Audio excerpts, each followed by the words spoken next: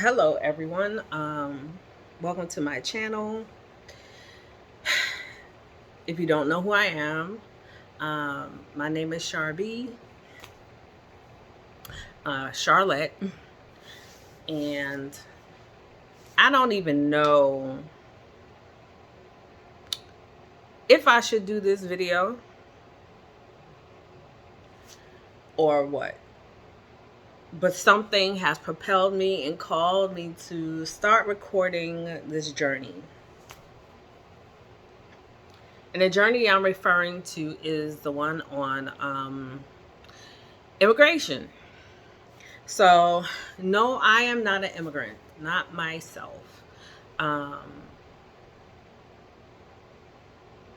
my fiance is an immigrant. I don't know how much information I will divulge in these videos for right now because we may be starting another process, and I will get into a little bit of the backstory. But I guess part of the reason that I wanted to share some of this is because I know we can't be the only people going through immigration issues, especially when it comes to relationships. And I guess in some ways, this is going to be therapeutic for me. um, but for those of you who are out there, you're going through immigration issues or anything with loved ones, I understand your pain, and you are definitely not alone. I don't want to make this intro video really too long. I'll maybe make it a series as I go along. And again, I will only divulge certain things. As I said, I am skeptic like that. Anything that has to do with the government, I feel like they know, they're watching, they know everything. So I won't divulge a lot. So let's start with some of the backstory. So my fiance and I got engaged probably 2.5 years ago. Not too long coming out of the pandemic. I spoke to about 3 lawyers at the time, and they all said, oh, do the fiance visa. It's faster than doing a marriage visa. So let me back up a little. Truth be told, we initially wanted to get married anyway. Just go ahead and get married. I had already known him since 2015. We were just friends, but I guess we didn't officially start dating until about 2019. And then we're like, okay, if we're both going to continue this relationship, we need to be in the same place. And yes, coming to America would just be the easiest thing for the both of us. He is from the Caribbean. And although I love Caribbean life, been to plenty of Caribbean places, it's just that as an American, I'm just gonna be upfront. We're used to our own spoils, our own way of life. So we figured that we would file for him to come here. So we went ahead and did the fiance visa. As I said, I spoke to about 3 different lawyers. Okay. So we went through the whole process of everything we needed to do for the fiance visa. And then about a year ago, my fiance had his interview, everything. They told him he needed 3 things. And one of those 3 things was an expungement. Now, I already knew. And we did make our lawyers aware that he had a charge. His charge is not for drugs. He didn't commit a murder or anything harsh like that. I won't get into what he did at this time. And maybe part of the series, I'll let him speak for himself if he wants to participate in this.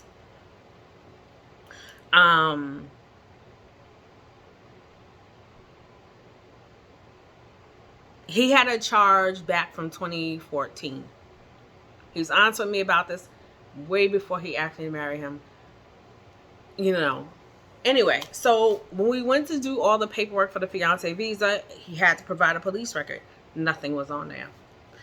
Of course, when you go to the embassy, they find out everything. So, like I said, at that time, they told us we needed 3 things. And one is that he needed an expungement. I'm trying to tell this slow so, it's not, I'm not all over the place. And so I don't forget any details. So, fast forward. It is 2024. And they give us 1 year to provide the 3 things that they need. I provided my part right away.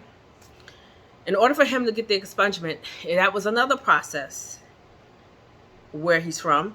And we had to wait almost till February, March for him to get the expungement signed. Got that. Proof that the case was satisfied, he did probation, so on and so forth.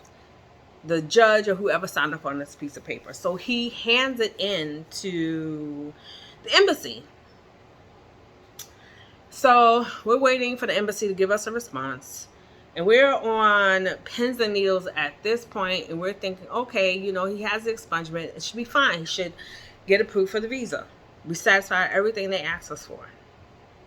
Well, in April of 2024, we found out he was denied. Denied for moral turpitude. Okay. That was one of the most crushing days of my life. You think about the time, which has already been 2 years, a little over 2 years by then. The money. I'm not rich. I work in mental health. The effort we both had to go through. It's a lot that you have to provide for these cases. You have to prove that it's a real relationship. I don't blame the government for wanting you to prove it's a real relationship. There's a lot of scams out there. A lot.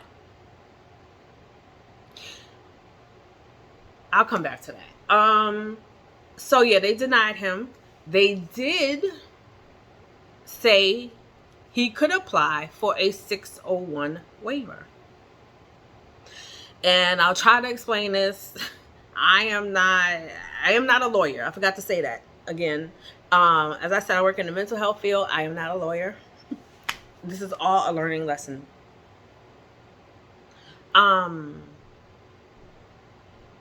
So they said he could apply for the 601 waiver. So basically, the 601 waiver, if I recall, is for the embassy to be able to review everything.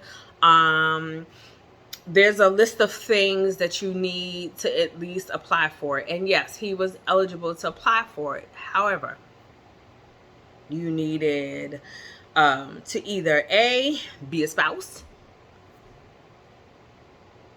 have children together, have a parent currently living in the U.S., or show a hardship. So, we're looking over this and we're like, we don't know what our next move is. So I go back to the lawyers to talk to them about this 601 waiver. So before I get into the information that I got from them about the 601 waiver, and not only did I speak to the lawyers that we had that helped us apply for the K1, I spoke to a few other lawyers. I won't get into yet what the other lawyers said right now. I'll get back to that. Again, we're still going through a process. So our lawyers basically was like, we can go ahead and apply for this. So I go in the office one day to sit down with them, talk about what's needed for the 601, and I spoke to the one lawyer. Funny thing is, the lawyer I was supposed to see that day, even though I was down on her schedule, she happened to take the day off. Look, I know things happen. I know things happen, such as life, but they did let me speak to another lawyer. But of course, when you speak to a lawyer, time is money. And so, of course, I had to pay, of what I was told, pay the fee. Not only did I pay the consultation fee, I also paid the fee as if I was going to retain them. All right.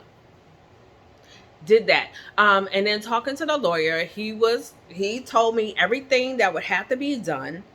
He brought in another lawyer in the same firm, and this person was saying, basically it's going to be hard.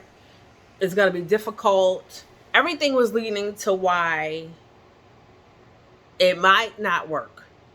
The first lawyer, he was willing to go ahead. But when he brought the second lawyer in to talk, who he said was more experienced than him, she was just saying, he might get denied for that, and then you'll have to apply for another waiver. So they told me to go home and think about it. And before I went home, they asked me to make another appointment with the lawyer who called out the day, who I was really supposed to speak with, because she's the one who I've been dealing with the whole time. All right. So I tell my fiance, and trust me, I made no decisions without his input. So I think about it, and I go to the next appointment.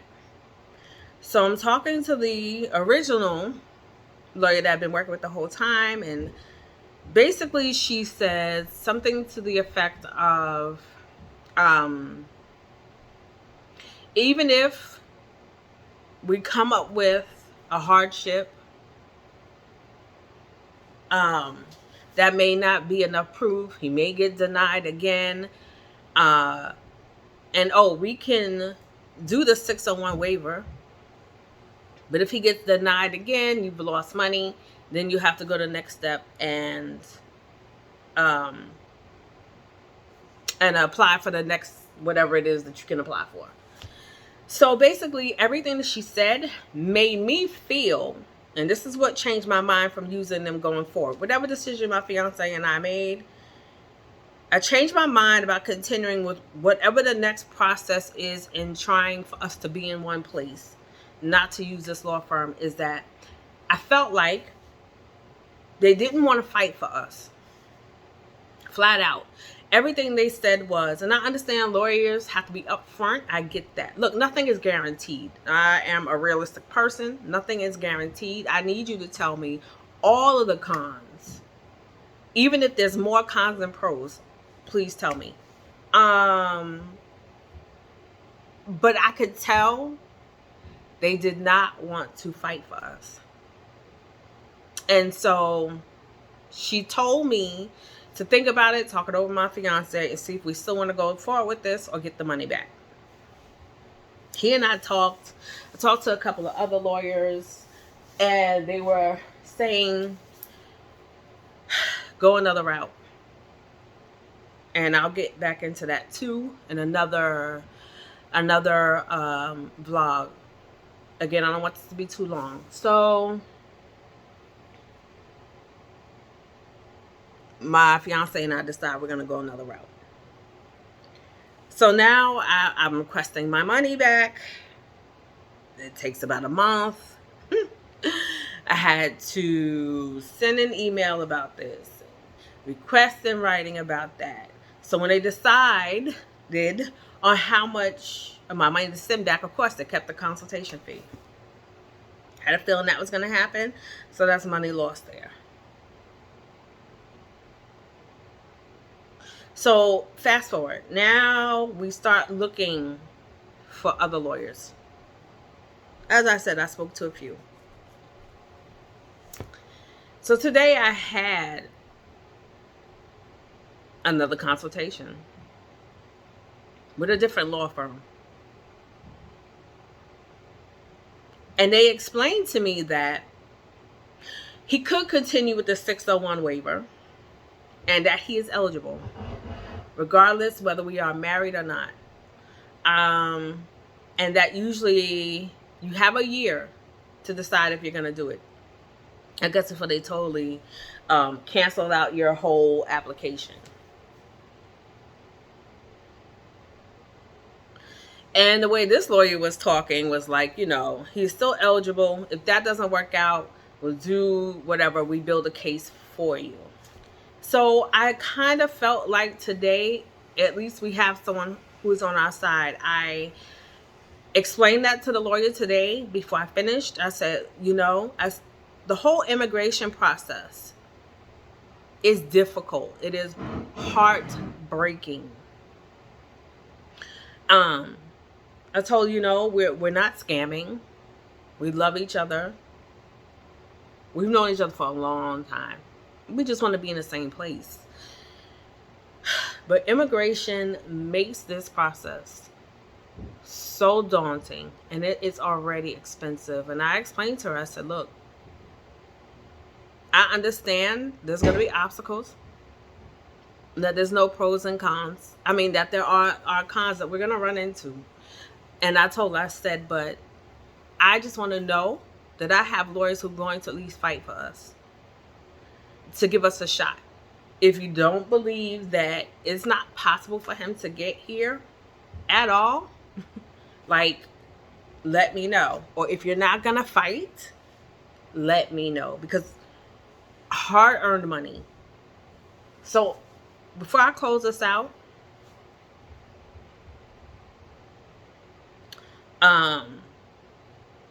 the money part, I sometimes I'm like, am I crazy? I'm not gonna lie to you. There are times I think, am I crazy? Am I really doing all of this for love? The only thing I can say is, I guess they say what, love is next to insanity, or some expression like that. But the only thing I can say is, if you know you found your person, then no matter how tall, how short, how wide, how slim, another race, same sex,